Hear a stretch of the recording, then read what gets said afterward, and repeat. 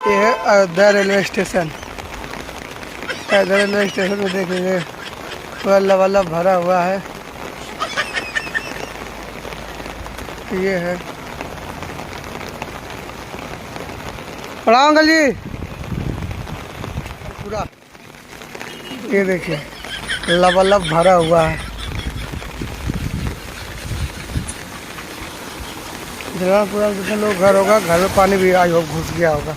अयोध्या में railway station का जो श्री राम हॉस्पिटल जाके मिलता है।